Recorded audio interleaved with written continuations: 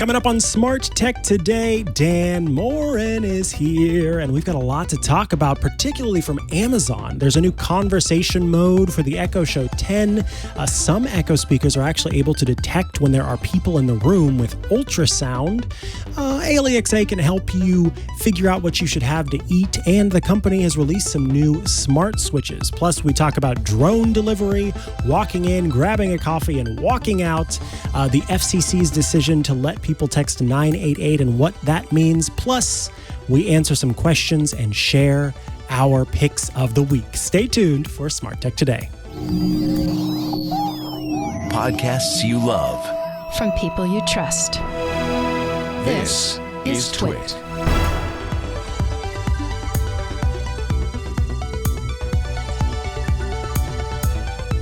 This episode of Smart Tech Today is brought to you by UserWay.org. UserWay ensures your website is accessible, ADA compliant, and helps your business avoid accessibility-related lawsuits. The perfect way to showcase your brand's commitment to millions of people with disabilities. It's not only the right thing to do, it's also the law. Go to userway.org/twit for 30% off UserWay's AI-powered accessibility solution. Welcome to Smart Tech Today, where we explain the exciting, dynamic, and sometimes confusing subject that is the Internet of Things. I am one of your hosts, Mikah Sargent, and I am joined this week by my pal and my fellow Clockwise co-host and science fiction author, Dan Moren. Hello, Dan. Hello, Mikah. It's a pleasure to be here. I've carefully situated my books just over my shoulder in this video. I don't remember which side. That side. So there we go. I just stuck them right back in there. Branding. You see them right over the shoulder. Always be branding. That's right. Glad you're here. Glad you're back. We've got a lot to cover today. And it starts with Amazon. I think a lot of folks are familiar with Amazon's Echo devices, but may not be familiar with all of the things that Amazon is constantly adding to its Echo devices. And the latest rollout is something called Conversation Mode that's available on the Echo Show 10. You may be asking, why is it just on the Echo Show 10? Well, the Echo Show 10 has Amazon's latest processor in it that lets it do a lot of processing locally on device. So this gives it the ability to quickly kind of parse what's happening in a conversation and be able to use that information to better help it be part of a conversation. But let's talk about conversation mode in general, because this is an interesting feature for ALEXA that lets you kind of bring the device into a conversation. It works with, as I said, the Echo Show 10, partially because the Echo Show 10 has a camera. It actually takes in visual cues and audio cues to help it better understand the conversation that you're trying to have with it. So the way that you kick this off as once you get this update and it's rolled out is by using the phrase ALEXA, join the conversation. And Amazon says once the mode is enabled, anyone in the room can speak with the voice assistant without saying the wake word, as long as they're in view of the device's camera and looking toward the screen. The idea here is that as you're having a conversation with your human friends and family and whomever else, I don't constantly say, Dan, how are you doing? Dan, what's your thought on, Dan, Dan, what's that behind you? Dan, how are your books? You just have the conversation. You don't have to mention their name over and over again. So that's what they're trying to do with conversation mode and help it better kind of be. This is the part that I'm still a little kind of weirded out by, is like it gets to be part of the conversation. At any time you can say to it, leave the conversation. You can also, it will also kind of realize when it's not being talked to, it'll just leave the conversation. So it's kind of like one of those people who are mostly wallflowers and they join a conversation for a moment and then they realize that they don't really have anything else to say. So they just sort of slowly back away. In that case, it's rude to say to people, please leave this conversation, right? I mean, that's exactly. not a thing you do. Don't do that. Yeah. That's just mean. So it's a little bit more natural, I guess, if it's just like, get the cue, get the picture. I'm not trying to talk to you anymore, ALEXA. But Dan, first I want to ask, because I was thinking about this, and I was thinking about how it is very rare that there are more than two people in my home. And it's even more rare that we would all be having a conversation that we wanted to involve the voice assistant in. That's a good point. Can you think of anything where this actually makes sense outside of games, maybe, where if you're that's using exactly the first thing that popped in my mind was like some sort of party game or something where you're like going back and forth and like quizzing the voice assistant on something. I feel like maybe there's a place where we've all gotten into those conversations where it's like, oh, let's talk about how tall celebrities are, right? Like, and you're like, oh, but what about Tom Holland? Oh, but what about Chris Evans? Like, how tall are they? And I can kind of understand, like, okay, if you're going to constantly be quizzing your voice assistant about some specific topic relative to other things in that category, heights of mountains or something like that, then maybe there's a certain circumstance there where you want to be able to like go back and forth without having to constantly ask.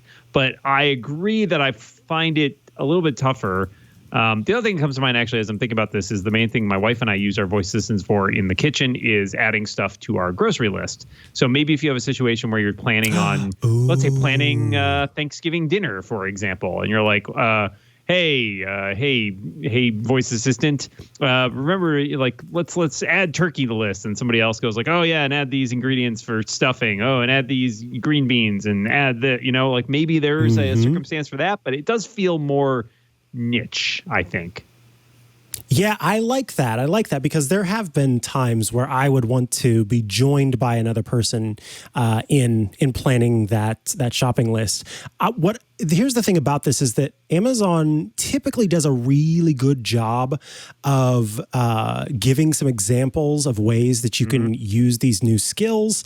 And this one doesn't have as much of that, which kind of like it makes it hard to figure out kind of what they're working toward, what they're trying to sort of iron out here. But when I think of it, not so much as as just this feature by itself where ALEXA joins the conversation, but when you think about how it is using these different models, these voice models, these conversation models to better understand when it is being talked to versus when it's not, that gets a little bit better because one of the things that my partner, for example, likes to do to troll a little bit is in the occasion that I do say ALEXA and start to ask a question, then the person as a joke will jump in with something else and completely ruin the request.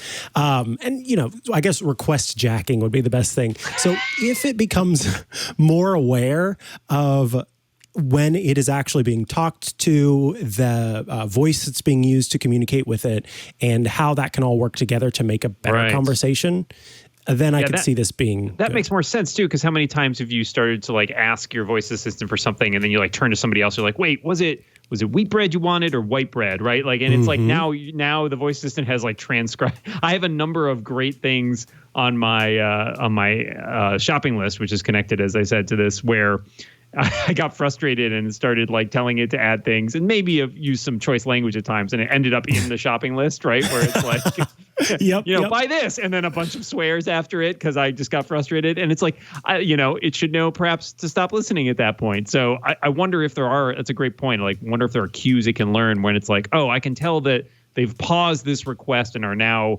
asking somebody else who is not me for information before they finish the request. Like, a person would have no problem with that, right? Like, if you sit down at a restaurant and you start ordering something and then you like turn to your dining partner and say like, oh, wait, which one were you going to get? And you go back to the server, like, they understand, they can track that whole conversation, but voice assistants, not as good at that. Agreed. Yeah. All right. Let's talk about some other new features from ALEXA and the Echo devices in general. This next one was something that was announced at Amazon's event, its fall hardware event in September, and it is now being rolled out to different devices. And this is a really, really cool feature that I think some people will be kind of freaked out by, but whenever you understand how it's working, then I think it becomes more kind of clear about how cool this feature could possibly be. Newer Echo and Echo Dot speakers. So pretty much the newest models, the newer models. It's Echo and Echo Dot 4th gen speakers. They can send out an inaudible ultrasound wave and use that inaudible ultrasound wave to detect if there are people present in a room.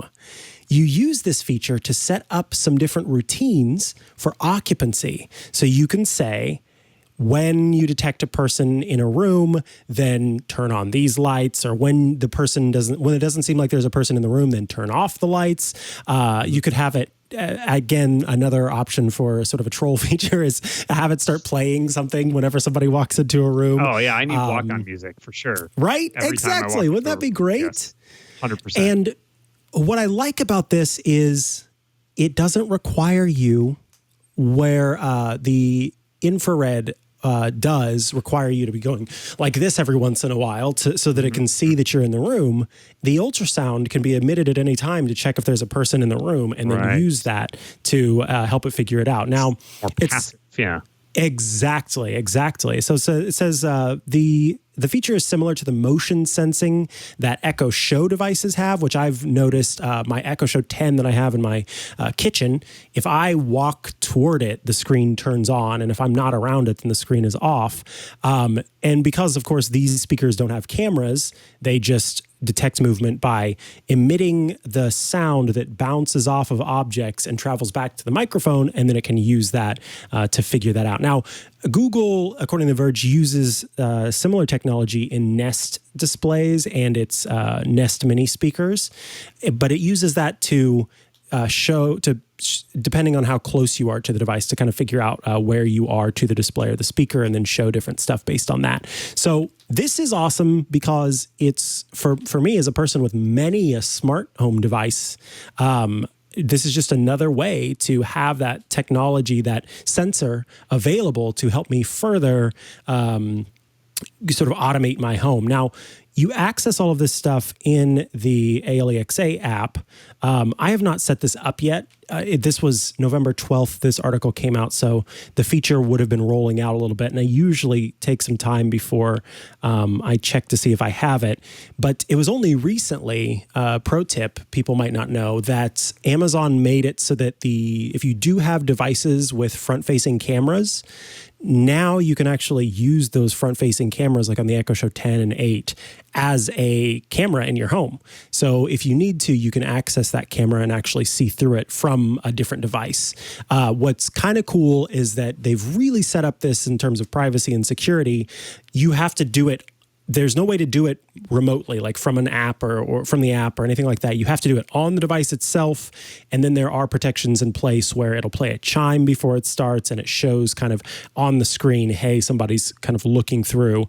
So it all becomes very clear. I love that the newer Echo Shows, the ones with the cameras, have a physical shutter that you can slide to close over the top of it, because I do have an Echo Show 5 that I have in my bathroom because I like having that clock in the bathroom. And I can, if I need to see sort of the news or the weather or whatever, but that shutter is closed at all times. But I'm going to go into one of my devices here. Let's see. The newer Echo, let's see, what do I have here? Echo, Master Bedroom Echo Dot. And we'll go into the settings and see what's available here to use. So yes, when you go into the device settings for that Echo Dot, under General, there's a section called Motion Detection. And they really missed the boat on this one, Micah. Sorry, they should have called it Echo Location. Clearly. Oh my, why that didn't is they? So, they don't. Come on. Oh, that's it's so exactly sad. What it is. It's echolocation. You're right. Oh, that's so sad. Amazon, I'm available. Please send a check. Exactly.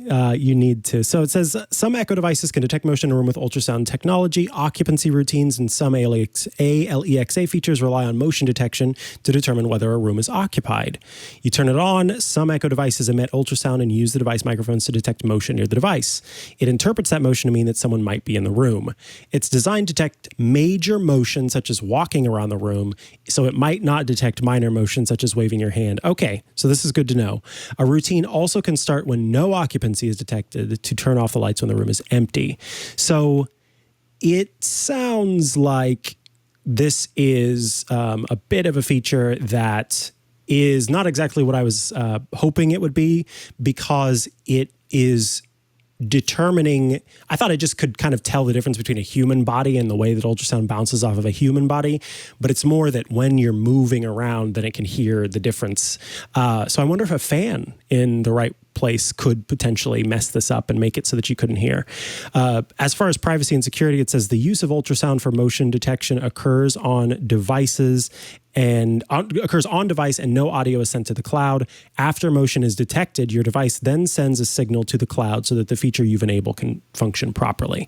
So then it says, hey, there is a wake up, and then it can do that in the cloud as part of what you have. So yeah, on devices that works with, you'll see motion detection as a feature within the general area of device settings. So that's some new things that you might want to check out with the Echo updates. Oh, I guess I did forget to mention one, but we do need to take a quick break, and then we'll come back with this other new feature so that you can get some advice on your diet. But first, this episode of Smart Tech Today is brought to you by UserWay.org.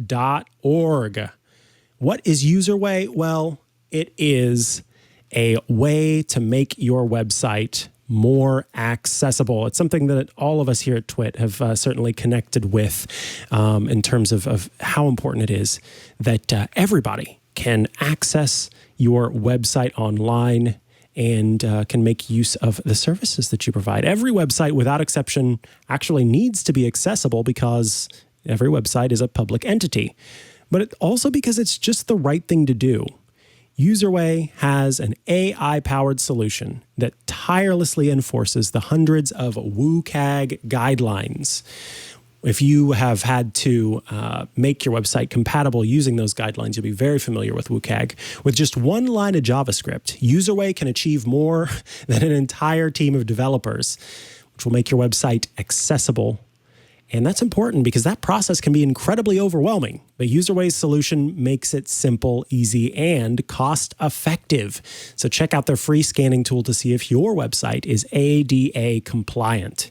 UserWay's AI and machine learning solutions power accessibility for more than 1 million websites. And see if you recognize these brands. It's trusted by Coca-Cola, by Disney, by eBay, FedEx, and many other leading brands. And now, UserWay is making its best-in-class enterprise-level accessibility tools available to small and medium businesses. Operating an accessible and compliant website isn't only the right thing to do, it also makes business sense because millions of people will require UserWay just to purchase your products. And when you need to scale, you need UserWay. For years, UserWay has been on the cutting edge, creating innovative accessibility technologies that push the envelope on what's possible with AI, machine learning, and computer vision. UserWay's AI automatically fixes violations at the code level, and here are some of the things that UserWay does. It auto-generates image alts, so it'll write those image descriptions for you. You see that photo of the Eiffel Tower, it looks at it and says, that's a photo of the Eiffel Tower. It remediates complex nav menus and Achilles heel for companies. Yeah, when we talked to UserWay, they said that's one of the big pain points for companies is trying to figure out how to make their nav menus more accessible. UserWay ensures that all the pop-ups are accessible. It fixes vague link violations and fixes any broken links. And I think this one's pretty neat. It ensures your website makes use of accessible colors while remaining true to your brand. And UserWay gives you a detailed report of all the violations that were fixed on your website. So you can say, see, boss, it makes sense we got UserWay. Look at all these things we fixed. UserWay is platform agnostic, so whether you're using WordPress or Shopify or Wix, you can easily add UserWay. And the same goes for AEM, Sitecore, or SharePoint for all of you old schoolers. UserWay integrates seamlessly with all. So let UserWay help your business meet its compliance goals and improve the experience for your users. By the way, the original voice of Siri is also here and has a message about UserWay. Hi, I'm Susan Bennett, the original voice of Siri. You won't hear me say something like this too often. I'm sorry, I don't understand what you're looking for. But every day, that's what the internet is like for millions of people with disabilities. UserWay fixes all of that with just one line of code. Yes, thank you, Susan Bennett, original voice of Siri. the world's most popular voice assistant. UserWay can make any website fully accessible and ADA compliant. And with UserWay, everyone who visits your site can browse seamlessly and customize it to fit their needs. It's also a perfect way to showcase your brand's commitment to millions of people with disabilities. So go to userway.org/twit and get 30% off UserWay's AI-powered accessibility solution. UserWay, making the internet accessible for everyone. Visit userway.org/twit today. All right, back from the break, and we've got some more to talk about with Amazon. This is a feature that's going to be coming to many a device soon. It is one for food suggestions. So this is an experience that they call What to Eat, and it will provide personalized, what they call meal inspiration. The senior manager of product management and the ALEXA kitchen team lead has launched this experience, and it'll give you curated meal ideas based on your family's personal tastes and dietary restrictions. You just ask the device, what should I eat? Now, I don't know if I have it yet, but I am curious. I'll try it here, and then if it doesn't work, then we'll know that it's not rolled out to me yet, but I'll ask it. What should I eat?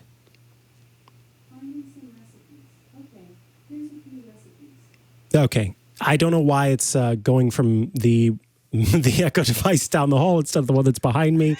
So that didn't quite work out very well.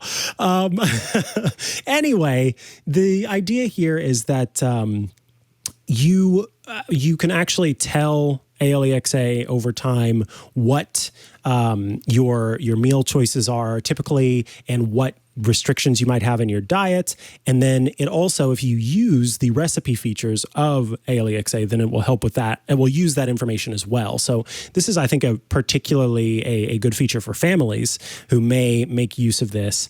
But it says, let's see, we added everything from personalized restaurant and delivery recommendations to prepared foods from Whole Foods Market and Amazon Fresh. That, of course, makes sense.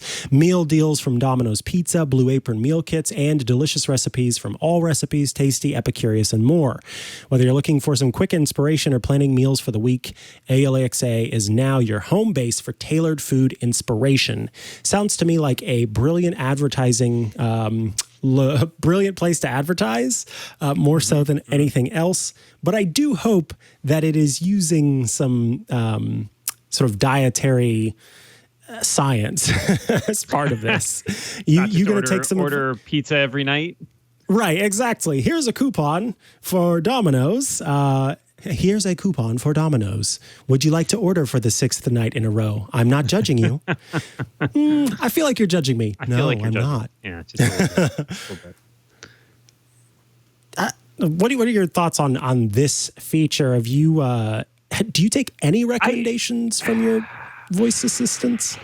Not really. I find in general they're not as smart as I'd like them to be. And certainly I definitely have run into the time where it's like, oh man, what are we going to have for dinner tonight? What recipes should we cook? And I think I like looking for recipes online sometimes, but the idea that somehow my voice assistant is going to come up with the right recipe for me in this exact moment, knows what I have in my fridge, knows what I can make, that certainly feels like a kind of a non-starter. And certainly the idea if you're doing meal planning or something like that, sure, I can see that helping. But I don't think this would be the place where I would necessarily turn to. I think I would just be more wary of having, like you said, the advertising experience, the opportunity for them to tie in with their own, grocery offerings from Whole Foods and et cetera. It does feel like a little bit of a maybe too pointed, sort of link in with their existing products rather than actually finding me the best things that I want to find. Yeah. Once I started to kind of get into this more, that's what it really felt like more than kind of making healthful choices. But perhaps there will come a time whenever that is more part of the feature as they roll it out and they kind of make it better. All right. And I noticed like a lot of the times these features in particular it's kind of like with Spotify. what I love about Spotify, because I have an Apple Music subscription and a Spotify subscription, and people are like, why do you need both? Spotify is a very good DJ, and that's only because I've used Spotify so much that it understands me, it gets me, it knows me. And so it makes beautiful, wonderful, amazing playlists that I could listen to all day. Whereas Apple Music is just my music library. It's where I go to listen through albums. And if I want to control the experience more, that's where I go. These features, I think, work better if you are using all of the different features that the Echo has available. If you're making your shopping list in the Echo, if you are regularly asking for recipes from the Echo, and then you ask it what to eat, it's going to be a better experience for you. Yeah. All right. The last bit of news for Amazon for now is that Amazon has actually released some smart switches, and these are the kinds that I talk about on the show as when people are kind of like, okay, so I've laid the groundwork, I'm firmly in the smart home, but I'm just not there yet. And it might be because I'm still trying to convince the other people I live with that the smart home makes sense. It might be because I've run out of things to plug into smart plugs, or I have way too many light strips and nothing else. What do I do next? And I always say that the smart switch, the in-wall smart switch, is a great option because, one, it can take existing lights and make them smart, and in some cases existing fixtures that include fans and other things. And two, it is the most like the experience that non-smart home enthusiasts are used to. And so it's much easier to get them on board because if they want to, they can walk up to the wall and hit that switch instead of you going, no, don't turn off that switch ever because I need that to stay on because the bulb that's in the fan is Wi-Fi connected. And if you take it out, it doesn't have power. That's a nightmare. This is a much better experience. And now Amazon has released its own set of switches. I believe it is 2 regular switches and then 2 dimmer switches. These currently are ALEXA-enabled devices. They don't work, with HomeKit or the Google Assistant or anything like that. That's to be expected.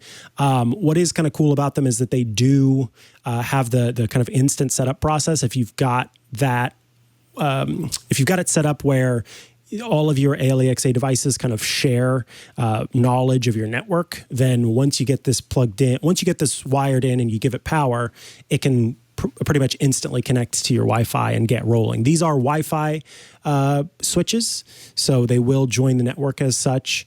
And it's unclear right now whether they will eventually be part of Matter and maybe they have thread support in them. We don't know right now, but if you are looking for an inexpensive smart switch and you mainly control your smart home via your Echoes or other ALEXA-enabled speakers, then this could be the perfect option for you. You will need a neutral wire in the wall. Most newer, or I could even say newish homes have neutral wire, but some that are older do not. The single pole switch, which single pole means that it's just you and the light switch versus the 3-way, which lets you have sometimes in hallways, for example, there'll be one switch at one side, one switch at the other, and it controls the same light in the middle. The single pole switches, $17.99 and then $19.99 for the dimmer. So these are really inexpensive prices. And then the 3-way switch and the 3-way dimmer are $18.99 and $20.99 respectively. And yeah, that is its new, Amazon's new smart switches. They are under the Amazon Basics brand. And I mean, they're not the prettiest things you've ever seen. But they're pretty standard. Exactly. That's precisely right. They're not offensive and they're cheap. So there's a lot going for that, right? Like I've seen a lot of smart light switches that are like, maybe a little overly complex. Overly designed. Yeah. Yeah, exactly. And sometimes what you want is just like, no, I just need to turn the lights on and off, right? I need a switch. I know how light switches work. I've used a light switch my entire life. So I think that, making sort of cheap options available it's smart, for lack of a better word. And it's also then nice that you can use your voice to, I hadn't considered that. You can use your voice to control the dimmer as well. So you could just say, brighten things up in the kitchen, or, make things a little dimmer in the kitchen. So yes, that is Amazon's new smart switches. I'm still a big fan of Lutron Caseta as a mostly HomeKit home. They've made switches for years outside of smarts, and so they know what they're doing. But then you add that extra ability with the Wi-Fi, and it's even better. And I'm pretty sure, Dan, that's what you have wired up throughout your home as well, right? Yep. I have a bunch of those. They work great. All right. It's time to talk about drones quite quickly here. I thought this was kind of an interesting story. Zipline, which is a drone delivery company, has done its first kind of big business partnership. The company is known for delivering, I think it started with Ebola, not the virus. They did not deliver Ebola. The company is known for delivering medical supplies in North Carolina, blood in Rwanda, and COVID-19 vaccines in Ghana. Wow, I went back to what year was that with Ebola? In one part of my mind, I knew I was talking about COVID-19, but my mouth said Ebola. I don't know what happened there. Anyway, point is, this company has done some healthcare delivery, and they're actually continuing with healthcare delivery just in a commercial setting. So customers within a 50-mile radius of the Pea Ridge, Pea Ridge, Arkansas Walmart will be able to order medical health and wellness supplies using Zipline. And so you can order over-the-counter allergy medicine, bandages, ibuprofen, that kind of thing. So people might be using their flexible spending account to do drone deliveries. What's interesting is so it says drones don't need roads or highways, and Zipline's aircraft makes delivery by parachute. So the customer doesn't have to have a designated landing zone. So you don't have to build. I'm just picturing slightly, things dropping by parachute and ending up on the roof of my house, right? And it's like, well, I guess that arrived technically, but it wasn't exactly what I had in mind. So I'm a little skeptical, but there are certainly, if you're targeting rural areas, which they seem to be doing, that makes a little more sense. There's some more wide open spaces for them to drop stuff. I think urban environments would be a pretty difficult. I can't imagine the parachutes raining down in the middle of the city there. Oh, man, that would be, yeah. I bet you also have to say, like, yes, I confirm I don't have trees within this area of my house. It says Zipline and Walmart will quickly work to expand to additional customers in the broader NWA region, subject to FAA approvals. So it's very, very, very particular where it's going to work for residents in Pea Ridge, Arkansas. But it will be interesting to see if it goes well, where it could go from here. Now, these are a lot of people, so I shouldn't say a lot of people, but I think when people think of drones, they think of those sort of four-pointed things that have propellers on those 4 points, and they sort of bzzz and then settle down. These drones are a little bit different. They look like little miniature airplanes, and so UAVs, essentially, kind of like exactly like what the military uses a little bit. A little scary. But I was thinking about it earlier, and I thought, I know some particularly cantankerous folks from back home in Missouri who, upon seeing a drone flying over their property, would happily shoot it down. And so when I saw that they weren't using that kind of drone, I thought that's kind of clever, because there were a number of times when you would see out in the country, as we said, people flying around their little model airplanes and similar devices. So this feels like it has less of an opportunity to be sort of smaller. Get off my lawn, get off my property. Yeah, that's probably for the best. I don't think anybody wants to make their drones a target for people shooting them down. And these are at least harder to hit, I guess. Yes, exactly. And I imagine they fly pretty high until it's time for them to parachute your product down to you. So maybe let's not do target practice. If you've ever dreamed of a time when you could walk into a store, grab a bunch of things, and walk out with them along with a cup of coffee. That's called shoplifting, Micah. Not today, Dan. Now it's called the future. I don't think this is for me still. I get, oh God. Before we get into the story now, I'm just thinking of a time recently where we went to a restaurant, and this is where I insert all of the stuff about this was safe and that was safe and vaccines and et cetera, et cetera. Don't at me. We safely went to a restaurant, and they brought a receipt at the end of the meal that had a QR code on it, and you scanned the QR code. It was actually not even just a QR code. It was Apple's new, I can't even think what that's called now. It's where app clip. It was an app clip code.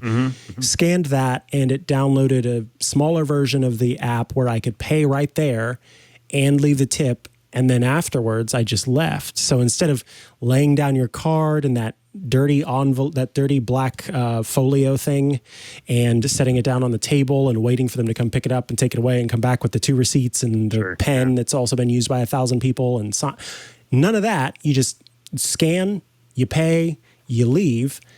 But I remember doing this sort of overacting of my arm, sort of like, and now I have paid. And now I'm walking away, looking at my phone, sort of nodding my head like, yes, I did pay. And just making it, because I could not just walk out of there. Sure. Yes. So this kind of thing weirds me out. But Starbucks is working with Amazon. It's partnering with Amazon to offer a cafe, and it's cashierless in Amazon's cashierless stores. So you would be able to use the just walk out features. It says Amazon has now partnered with Starbucks to open a new cashierless cafe in New York City. Of course, the Starbucks has a whole bunch of franchises. This one is located on 59th Street between Park and Lex, and the new concept store opened its doors today, where it says customers can order drinks by using their phone or another mobile device in the Starbucks app and selecting that option. It's called Park and Lex with Amazon Go. And once you arrive, you'll be greeted by a screen showing all the current mobile orders, at which point you can pick up your drink from a barista. So Amazon kind of is in charge of the technology for the store. And then, of course, it's Starbucks' own offerings. So you can also order some food inside while you're there, get your beverage, and then leave, or stick around as they're showing in these concept images. But yeah, it's an Amazon Go, but it's Amazon Go technology for a Starbucks store. I wouldn't be surprised if we start to see other companies. It'll be Burger King with Amazon Go, or I don't know why that was the first one that came to mind. I feel like as someone who works at home, I don't interact with other people that much, and like going to the coffee shop and ordering like a drink is like one of my few pieces of human interaction in person. So I'm okay buying something from a person. That's okay. I don't need the frictionless like walk in, walk out thing. That's a feature. I don't like it. People. Yeah, and I also don't like it because I'm always worried I'm going to grab someone else's drink by accident, or someone will grab my drink by accident. Yeah. And so I don't, because right now I could order from a Starbucks and say I want to go pick it up, and I could walk in and never talk to anybody. But I go to the end, I'm like, is this actually my drink? And then sometimes I feel bad because there's a long line of people who are actually waiting, and mine's already. Yeah. What is the use case in some ways? Because I feel like there's plenty of places I go where I can order online and then go and pick it up. I guess like I've even like stood outside a coffee shop and like ordered online and then gone inside to pick it up. Like, is it really that much of an improvement to walking in and just grabbing what you want? I don't think it is. And in fact, doesn't seem like they point that out in the piece. I'm trying to see where that is. There won't be any registers or dedicated cashiers in the place, which makes it a little bit different. So I think it's being able to not have so much going on outside of baristas makes more room, or they can have them in smaller locations where you don't also have to have the cashiers there. But yeah, it's not that much different from us just ordering a drink and going and picking it up. But future, I guess. All right. Up next, the FCC has officially voted on a very important regulation, I guess, or ruling, and we'll talk about that in just a moment. So the FCC has voted to let people text 988 to reach the National Suicide Prevention Lifeline. This will start in July officially. And the vote actually came through on Thursday. It was voted unanimously. And essentially what happens is you text 988 and text message providers need to support this new 3-digit code by July 16th, 2022. That's when the code goes into effect. You'll also be able to dial 988 to access the lifeline. This was a ruling placed in 2020. And then in the meantime, if you are needing to access those things, you can call 1-800-273-TALK. Or you can visit suicidepreventionlifeline.org to chat. But the FCC chair said that nearly 6,000 Americans call that lifeline on any given day. And so sometimes that lifeline gets overloaded. Sometimes folks aren't in a place where they are able to communicate with their voices. And for any number of reasons, it may be easier to allow them to call a shorter number, 988, or text the shorter number, 988, and be able to have that conversation when they need to. So, yeah, I'm glad that this was voted unanimously through, and that on July 16th, 2022, this will fully be in effect. But I wouldn't be surprised if we see carriers move quicker to get this implemented. It's a good move. Agreed. All right. This next one I wanted to mention because I thought it was an interesting use of the technology that's available in our smartphones in a way that's kind of a clever interaction with our apps. So there may be times where you are using an app and that app is just not working as you expect it to. And you just get a little frustrated and you just want to shake the app and say, why aren't you working? It's equivalent to sort of hitting, you see people sometimes hit the side of a computer hoping that's oh my God, I do that with my phone, Micah, and I always feel bad because I know it doesn't do anything, but it makes me feel better. It's just like, oh, the electrons are loose. Hold on. Let me just get the electrons back into place. Everything will be great. Yes, see, it makes you feel better. And so Instagram realized, hey, sometimes that makes you feel better. So they've announced a new feature called Rage Shake. And Instagram says, here's the deal. We know that sometimes Instagram isn't working as you're expecting, and you just kind of want to ring it. And so by shaking your phone with the Instagram app open, it will pop up an option to leave feedback, letting folks know like what's going on with the Instagram app. It's basically shake to bug report, but they call it Rage Shake, and I think that that's very clever. At the same time, they also launched another feature. Apparently, sometimes people will post, a series of photos, and then they'll go and they'll be like, oh, I really don't like that third photo. And what you have to do now is delete the whole string of photos, the whole carousel of photos, if you didn't want that photo on there anymore. Now you have the ability to go through and delete an individual photo if you choose. If that's your thing, if you're like, oh man, actually, I hate my smile in that photo, or, oh man, I really don't like how the chia seeds look extra gunky in that second photo. That's all I could think about with chia seeds. Ugh. Anyway, that's the other feature, but I think Rage Shake is pretty clever. And if there wasn't already Shake to Undo on iPhone, I would suggest that every developer everywhere implement this feature because I think it's pretty funny. Yeah, that's it's clever. I like it. I mean, they had the Shake to Undo thing for a long time on iOS, which was weird because you could never I guess that maybe they were using the same idea as people get frustrated when they forgot to when they deleted something by mistake and they'll shake their phones, but it was just hard to find out. I'm not sure this is a feature that's going to make a lot of other apps, but I will definitely be amused by it. Indeed. This next one, I think, has the ability to make people want to rage shake someone's doorbell. But I'm sorry. We'll get to it in a minute, but I'm just saying, as we lead into this, I don't think I could ever turn on this feature because I think that some people would be so annoyed by that, and I wouldn't want to annoy people with this. Ring doorbells have a bunch of new options to greet people with holiday cheer. Now, when you ring the doorbell, it can play carols, it can say Happy Holidays, and can do all sorts of things, including playing O Hanukkah, Jingle Bells, Deck the Halls. They had some for the spooky season too, where I could go like, boo.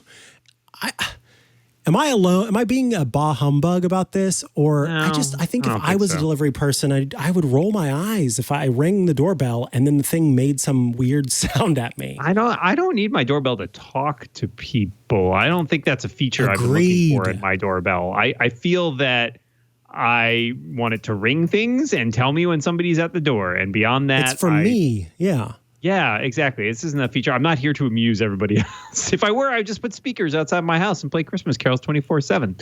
If I wanted my neighbors to try and murder me. Yeah, this is a feature that's part of the system called Quick Replies, and so it lets you set up kind of different quick replies for folks. And so normally it would be like if you called a phone and it went to voicemail, we can't answer the door right now, but if you'd like to leave a message, you can do it now. Except I was always told never to create those kind of voicemail messages where you say. This was specifically for back in the day whenever we had landlines. You and I will remember that, Dan. And we would have the little tape, and then you'd record your voicemail. Oh, I miss those tiny tapes. Anyway, you'd record your you'd record your voicemail, but you were never supposed to say, "I'm sorry, we're not home right now," because then a robber would come and steal things from your home. So we would always say, "Not available to come to the phone right now," because that makes all the difference, apparently. Anyway, Right. Yeah, so this we did the same. Yep. I would feel the same way with this. I don't want to say I'm not home. It's just You just record it and say like, we're watching you out the window, but we're not going to come to the door. So just leave it there. The pandemic has made me incredibly antisocial. So while I'm currently watching you, I can't come to the door. If it rings and you're just standing at the window right above the doorbell, just staring at them with your They leave the package and run. I got People stop ringing your doorbell. Let me tell you. Like super early in the morning, and she was like, "Oh, I'm sorry, I must have woken you up." Well, anyways. No. I was like, no. Sorry, that's not how it works. That's not the social contract we have engaged in. I apologize. I'm going back inside. All right. There is that. So yes, if you want to record those messages or if you want those cutesy things, you could. But yeah, not quite for me, I think. All right. Let's talk charging before we get into some questions and our picks of the week. I wanted to talk about, I'm so excited. I long complained about how people would use the term wireless charging for devices that weren't actually wireless charging. They were, the typical stuff that we have now, Qi charging and MagSafe technology, which is just an inductive charging where there's a wire or two involved in those things. Now I'm a little less silly about it because I do use wireless charging all the time and I understand the benefits, but true wireless charging is maybe on its way. And in fact, there are already some upcoming smart home products that are supposed to be offering wireless charging. They use, this is Ossia, which has an emitter that you have in your house, and it will send power via a 5.8 gigahertz frequency to the device that you have that has a receiver in it. So it's something called a Kota power receiver, and then the Kota transmitter, which actually sends the energy over this 5.8 gigahertz frequency. Now, it hasn't been approved. The technology has been approved to run at 2.4 gigahertz, but it's my understanding that that's like at very tiny, tiny, tiny trickle of power. And so it has not yet received 5.8 gigahertz approval in the US. But they are feeling pretty good about it because the company wants to debut this technology in late 2022 or early 2023. And what they are talking about to kind of kick things off are a security camera that you could basically, at that point, put anywhere in the home and be able to wirelessly power it. A object tracker that you wouldn't have to replace the battery for, and an air sensor, which I think is a really clever thing because oftentimes, you've got to plug in that air sensor or keep it battery powered. And that means that you may have to put it in a more easily accessible location or a location close to a plug. This means, you could kind of put it anywhere in the home. And as long as that transmitter is nearby, it would be able to keep it powered up. There's also Spigen, the company that people buy their cases from, has worked with the company to create a phone case that you put onto the phone, and it would provide power to the phone throughout the day. This is so cool. This is so cool. I am so skeptical, Mikah. I mean, I'm sure it works. My question is about utility. Also, my favorite line in this story is, each device will hold a Coda power receiver, which is a small silicon chip that sends out a beacon signal that Osia says is harmless. It's like, well, I think the company says is harmless. Yeah. Yes. Well, I mean, I would say that if I were trying to sell this, that would definitely be the first thing that I tell you. This will not hurt you at all. I will be interested to see what the FCC says when that actually comes up. I also think, specifically, it mentions it bounces signal off inanimate objects, which means you're not going to be using this for anything that is probably outside of. You're going to have the power transmitter in the same room, right? Like, if you got a security camera outside, I don't think those signals will permeate the walls probably. Yeah. So that will probably still require hardwiring or batteries. But if you're just sort of walking around, maybe it can charge your phones if they're. I don't know. The idea of having a phone in my pocket that's charging when I'm just walking around. That is a little concerning for sure. It terrifies me a little bit. Wireless power is something that people have been developing. Like, heck, Nikola Tesla was working on it back in like the 1920s or whatever. So, a long time ago. So I'm certain it's possible. I guess the question is, how effective is it, right? That's the issue always with Qi charging is, yeah, you can charge with that or your MagSafe charger, but it's not always efficient as plugging in a cable. But there's convenience to it. So I'm curious about the trade-offs in terms of how well this will actually end up charging devices and whether it's going to be sort of cost-effective for it. But I think you're right that eventually, it's happening. The technology's there. It's just a matter of time before they improve it and get the price down. So I will be intrigued, but I don't think I'm going to be an early adopter on this one. Yeah, I have to say, certainly the skepticism makes sense, and we do need to hear what the FCC has to say about it for sure. It seems like, hearing about wireless technology companies in the past, it felt even more snake oil, where they're using words that I actually understand and technologies that I know exist, like the 5.8 gigahertz frequency. And so being able to do that over something that feels a little bit more graspable versus, some of the nonsense, quantum entanglement nonsense that other companies have tried, that makes me feel like it's closer rather than farther away. But I agree. I don't know if I want this in a shirt pocket next to my heart, blasting it with 5.8 gigahertz. Not if you have waves. A pacemaker, for sure. Exactly. Yeah. And then if you have a pacemaker, should you even have one of these transmitters? There's lots to consider. Of course, those are magnetic controlled, so it's a whole different thing. But yeah, I'll be keeping an eye on this. And I'm sure that once I get my booster vaccine, I'll be able to charge up via the Osia as well. That's a joke, everyone. Just kidding. Funny, haha. Let us go ahead and talk next about some questions we got from our listeners. Questions from listeners up next. All right. We are ready to chat about some questions we got. This first one comes from Rajiv, who wrote into the STT email. That's stt@twit.tv. And so that's why I'm answering it here. Rajiv asked, what mic are you using for your videos? And had asked or had said more about it, liking the microphone, et cetera, et cetera. The mic that I use is the Shure Beta 87A.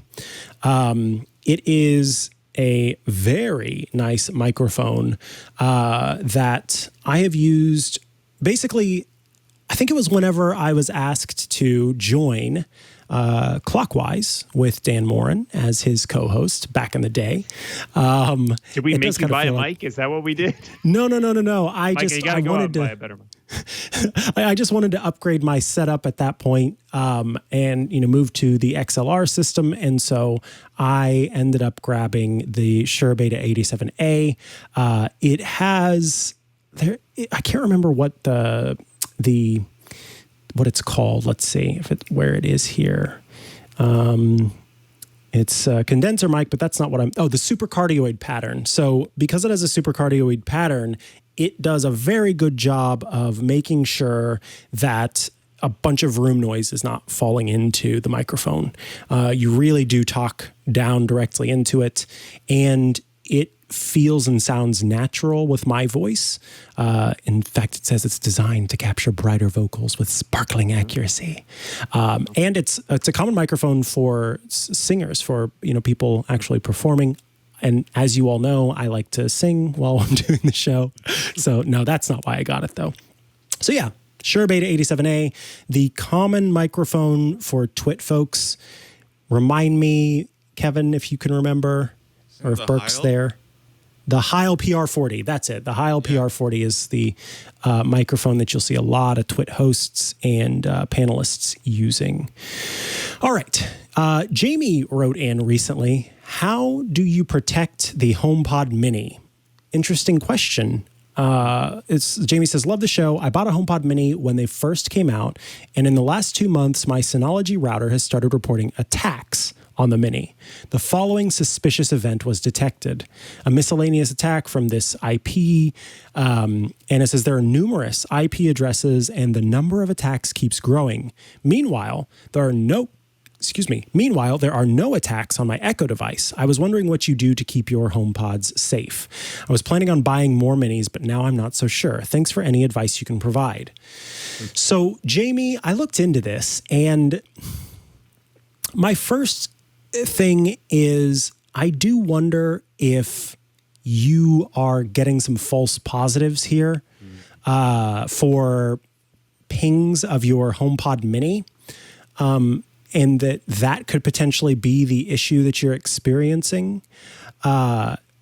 There's a possibility too that if you've got any smart home devices in your home, because the HomePod Mini is a Thread border router, there could be some stuff happening where the smart home devices that you have are communicating with the HomePod Mini over Thread. And when the HomePod Mini makes a connection to the server, because that's what it does as a border router, is it bridges the gap between the internet and your Thread devices, then it takes in, it gets the message from that smart home device, which then it tells the router, hey, I need to go and take a look out onto the internet for this server thing, pulls that back in, and then gets sent back to the HomePod Mini. That could be what's happening. I think what I do to protect my HomePod Mini is not pay any attention to this. I know that sounds bad, but I do a good job of making sure that, I've got all my firewalls set up. I do have an Eero home Wi-Fi system that does have protections in place. It's got its own sort of filtering system. And let me actually check what it says about the HomePod Mini, if I've had any. Have you seen any? I haven't seen this either, and I have the same setup pretty much that you do with a Eero and a HomePod Mini. So I think you're probably right that this feels more like a false positive on something that it's actually supposed to be doing, rather than a case where this is. I'm not entirely sure why something would seek out the HomePod Mini in particular, as opposed to other devices. That seems odd. So I think it's probably more likely. I think the Thread radio is a great suggestion because a lot of Echo devices probably don't have those, so you probably don't see the same pattern from that. But it does feel a little odd. But I haven't seen anything like that, nor have I had any serious reason to worry about it. Yep, I don't have any threat messages regarding my HomePod Mini. And yes, I think of all of the devices in my home, it would probably, like, to go after the HomePod Mini is an odd thing because I don't know how much you would get out of trying to go after the HomePod Mini. But yeah, I would consider, Jamie, even if you, I don't know what your Synology routers, I don't know what the router is looking at, how it's using its methods. You might try updating its methods for scanning. That could make a difference. Because I also did a whois for the source IP that you included, and it is, I think it was from like the Netherlands or something. And so that's what made me think about it being Thread, because there are some Thread-enabled devices that are based in the Netherlands. The manufacturers are based in the Netherlands. Mm-hmm. So yeah, that could be it. But I would say that your computers and servers, if you've got any sort of network attached storage or anything like that, those are more likely to be vulnerable to attacks. Especially since they're calling the event type a miscellaneous attack. What does that mean? What? It's not really committed to an attack method. It's just sort of, let's see what we can do. Just try some stuff. Yeah. And then it even says something about active threat intelligence is poor. So does that mean I think that it does feel like something misrepresented as a threat to me, but I will not, I can't, I'm not enough of a security expert to say that for sure. Yeah. You might also try writing, well, no, do they take questions on security now? I can't remember if they do. Yeah. Again, I'm not sure that there's anything, I have not seen anything myself. And yeah, I think that, keep an eye on it, of course. And if you keep seeing it, then that's where you might reach out to Synology or whatever tool you're using on Synology to track these attacks, and then reach out to Apple after that, because I think that Apple support would want to quickly say, oh no, the HomePod Mini is not vulnerable to attacks, and here's what we think is going on. Yeah. All right. One other question here. Dan, not this Dan, but a different Dan, has written out, will any current smart plugs work with Thread? I see the Eve ones, but I am not sure I wanted to spend $40 a plug. I have an iMac, iPad, iPhone, so I wonder if I should be looking for a HomeKit plug. I'm not sure that's currently important to me. I see Amazon plugs and I see these, but I have never heard of the company. It's Meros, and they included a link to the Meros smart plug. Currently have old Waymo, and they're so unreliable. Amen. If there's a power or internet outage, I need to restart each switch and plug. I'm so aggravated with them that I think it's time to start replacing them. So Dan, one of the things that I wanted to, your question actually brought this up. I have had so much trouble with Waymo, that's Belkin's Waymo brand, with their in-wall switches, with their plug-in switches, with every kind of switch they make, that I cannot in good conscience recommend that company's switches anymore, and I won't do it. And I am severely disappointed because Belkin is known for making networking products. And I know that that's the thing, is that they've got, what is it, a finger in every pie? Whatever that is. They've got their hands in every single pot, but they're known for making networking products, and so you would expect them to be good, and they're always on sale, and a lot of people have them because it's a brand they recognize, and so they get sold in stores a lot and all that kind of thing. But all I hear from people are complaints about the reliability of these plugs, and it's all I've experienced myself.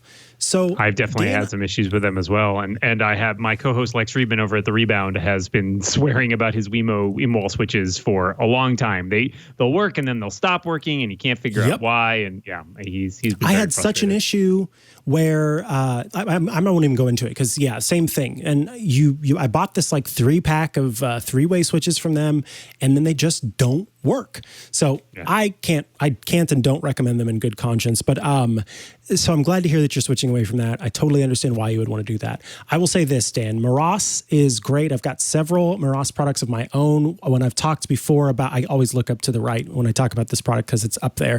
I've got a button that you press once, it does one thing. You press twice, it does another thing. You hold and press, and then it does a third thing. So it's a button that I can use to control my office. I've got a vibration sensor from them, and that I use for the dryer to tell when the dryer's done, and a few other products from them. Moras makes great products that work with HomeKit. You said you saw the Eve ones. Those are the ones that I was going to recommend to you. Eve makes thread plugs, thread-enabled plugs, and so yes, it's $40 a plug, but you're future-proofing if you do that, because thread is the thing. It's going to be, especially in the next 5 to 10 years, as I can tell, that's going to be the thing. And so those Eve plugs that have thread compatibility are great. Here's the other thing. Belkin or Waymo has announced some thread-enabled plugs, and there's no way I'm buying them. So I wouldn't recommend that either. So yeah, the Eve ones, if you can stand to stomach to make that investment, maybe wait for Black Friday to roll around. I imagine Eve will have some Black Friday deals on those. You might go to Eve's website itself. I believe it's Eve Home.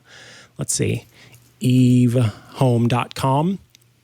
Check it out there around Black Friday and see if you can make a purchase of the plugs at a reduced cost. But if you aren't in need of having thread and you just want some good HomeKit plugs, Moras does a pretty good job. I've been happy with what they make. Again, keep in mind that these are cost effective, and so it may not have some of the bigger features that you want, like energy state tracking and all that kind of stuff, but they are a good quality at a good price. And then you can also head to, we'll include a link in the show notes because it's kind of a long link, but apple.com/iOS/home/accessories, which has a list of all of the HomeKit enabled devices across different things. And so you can just click on outlets, and then you can see what is available there to be able to find what you're looking for. So Dan who's written in, I hope that helps. And I fully support your decision to move on from Belkin's Waymo products. All right, let's move into our final segment of the show. It's time for our picks of the week. And I'm very excited to hear, Dan, about your pick this week because you had mentioned this. Yeah, my pick is the Level Bolt, which is a smart lock. Now, I spent a long time wondering whether or not I should actually get a smart lock for my home, because I always felt a little uncomfortable with the idea of like, okay, can somebody else unlock this with their phone, or is it hackable? What's going to be the deal with this? And then I came across a sale on Amazon for the Level Bolt a few weeks back. And I was intrigued because I had recently rekeyed my deadbolt and other locks in my doors when we moved into our new house, and I figured out how to do that on my own. And so when I looked at the Level Bolt, I was like, oh, okay, so this is interesting. It goes inside the deadbolt. So essentially you take your deadbolt off your door, you put this little motor on the inside, and then it controls the bolt itself. And you can, use that motor. You can activate the lock via your phone, or via, some other form of smart home tech. But what I like about it is that it's invisible. Like anybody looking at your lock will just see a standard deadbolt because all the smart is inside. I will say it works pretty well. I think if I had any complaints, honestly, it's really that the biggest challenge with smart locks is the interface moment where you have to connect it to like an analog, like the actual like locking part. And so I did have a problem where I had to replace the existing deadbolt because it was an older one and the lock would not fit inside. But it was a older lock anyways, so spending the $30 to replace the deadbolt was not really a deal breaker for me. And then the biggest issue I have now is just the door doesn't quite line up perfectly with the door jamb. So sometimes if the door doesn't close the right way, the lock just doesn't shoot all the way. The bolt doesn't come out all the way. But that is not necessarily a problem with the Level Bolt. It was a problem that I had with my deadbolt already. So I've at least still souped up my deadbolt in its ability to unlock and lock remotely. And I'll say I particularly enjoy it has a auto unlock feature where you or other people that you designate can obviously come home and it will automatically unlock when they detect your phone within a certain geofence area, which I think is pretty great. I would love a version with something like ultra wideband or Thread that can communicate with a little less latency. This uses Bluetooth LE, which is not quite as good at some of those things. But overall, I will say I've been pretty pleased with it. If my door were a little better aligned, then maybe I would give this like a 5 stars. But for me, it's still in the 4-star range. So this is such a clever idea in terms of the way that this technology works versus other means, where you've got this huge thing on the back of your door that has the motor in it. Yeah. Burke was asking how it's powered.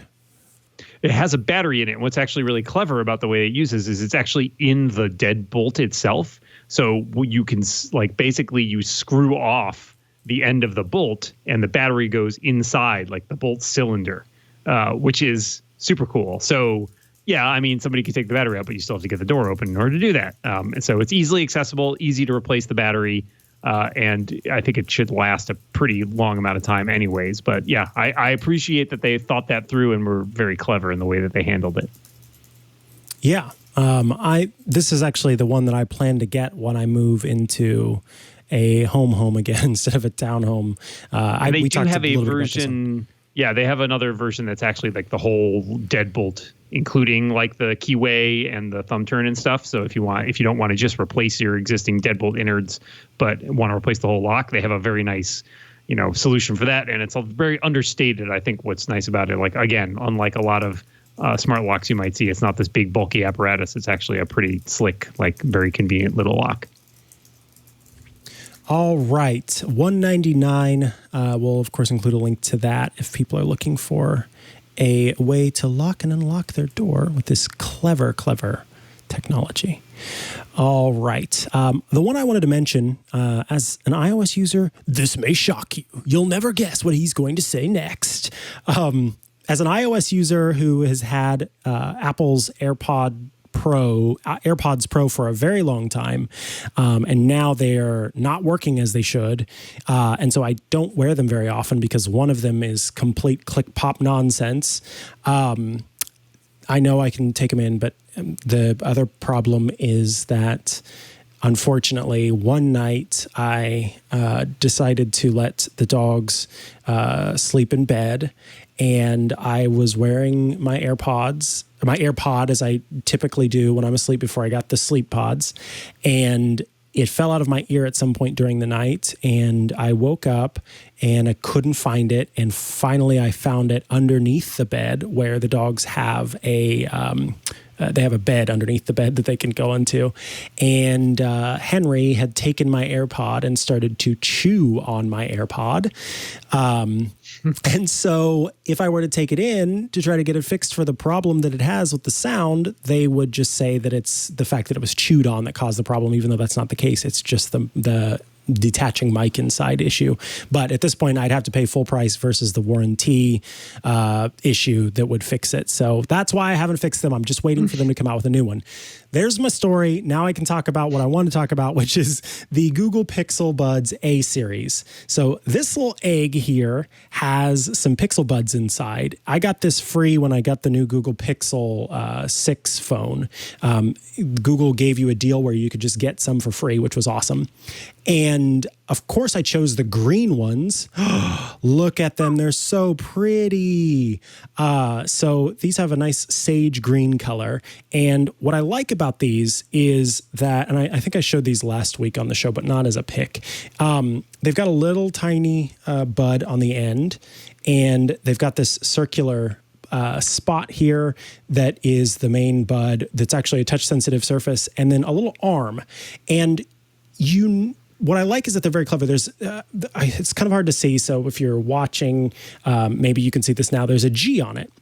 And if the pods were sort of in an upper area, the G would be, let me try. There we go. The G would be kind of crooked, which tells you that they do expect you to sort of push them into your ear for that perfect fit. And when you do that, they sound fantastic. And they fit very well, and they don't feel heavy in the ear, and they stay. All of that combines with USB-C charging, which is nice. And and very good sounds. It doesn't have active noise cancellation, but outside of ANC, if you're okay with skipping out on ANC, they are really nice. They sound good. They look good. And if you have them paired with the Pixel, then you also have the option to do some sound profile stuff that you want to do. So you can set it up to sort of have the proper EQ. So one way to get these is for free as part of a Google Pixel purchase, the Google Pixel 6, but you can also buy them independently for $99 from the Google Store. So yeah, very nice earbuds that I think sound quite great and are very comfortable in my ears. Cool. All right. That's that, folks. We've reached the end of this episode. You can email us, stt@twit.tv, if you have questions. Happy to have answered some of those this week. New episodes record every Thursday at 4:30 p.m. Eastern, 1:30 p.m. Pacific. 2:30 p.m. What? 1:30 p.m. Pacific. I don't know what I'm doing. Weird math. And you can watch it live by going to twit.tv/live. But we think the best way to get the show is by going to twit.tv/STT, where you can subscribe to the show in audio and video formats just by clicking on subscribe to audio or subscribe to video and choosing your provider of choice, be that Apple Podcasts, Google Podcasts, Spotify, YouTube, etc. We do our best to make the audio version just as valuable as the video version by explaining what's going on. So we thank you to all of the subscribers who've checked it out there. I also want to mention Club TWiT. If you'd like to get all of our shows ad-free, including this very show, well, check out Club TWiT. For $7 a month, you get every single Twitch show with no ads. It's kind of fun because you get your own personal feed for each of the shows. So it's also a great time to check out other shows that you may not have. You also get access to the members-only Twit Plus bonus feed that has content you won't find anywhere else, outtakes, behind the scenes, beforehand, after the show, etc. And my favorite thing, which is access to the members-only Discord server. What's a Discord server? Well, it's a place to chat with your fellow Club TWiT members, but also us hosts. Several of our hosts are rarely active in there. And we've also got Aunt Pruitt, who is doing a fantastic job of providing new valuable stuff there all the time, including the new book club. So you can check that out, twit.tv/clubtwit, $7 a month for that. And we also heard feedback that some people wanted to support their favorite shows directly. So if you're listening in Apple Podcasts, you can do that by subscribing to the audio version of the show for $2.99 a month. You head into Apple Podcasts, you look up Smart Tech Today, you find the audio version, and there'll be a new button that says subscribe for $2.99, and you'll get an ad-free version of the audio podcast. Dan Moren, I want to thank you for joining us this week. If folks want to follow you online, where do they go to do so? Thank you very much for having me, Mikah. You can find more about me at dmoren.com, which includes links to all of my books, including pre-orders, which just went up this past week for the Nova Incident, the brand new installment in my sci-fi espionage series, The Galactic Cold War. So yeah, go ahead and pick up a copy there. And you can also check me out over on Twitter at dmoren. And I'm also on Instagram at dmoren. And everything else, check my website. That's all my podcasts, with including Clockwise with Mikah, and the places I write, like Six Colors with Jason Snell. So I'm busy. I'm very busy. Yes. I'm too busy. All right. You can find me at Mikah Sargent on many a social media network, or head to chihuahua.coffee. That's CHIHUAHUA.coffee, where I've got links to many of the places I'm most active online. Thank you all for tuning in to this week's episode of Smart Tech Today. We won't be seeing you next week, as it will be Thanksgiving. So if you do celebrate Thanksgiving, enjoy your special day. And if you don't celebrate Thanksgiving, well, enjoy the day anyway. We will see you in 2 weeks' time. So until then, we say good afternoon to all of our smart assistants, and goodbye. Hey, you don't have to wait till the weekend to get the tech news you need. Join Jason Howell and myself, Mikah Sargent, for Tech News Weekly, where we talk to and about the people making and breaking the tech news.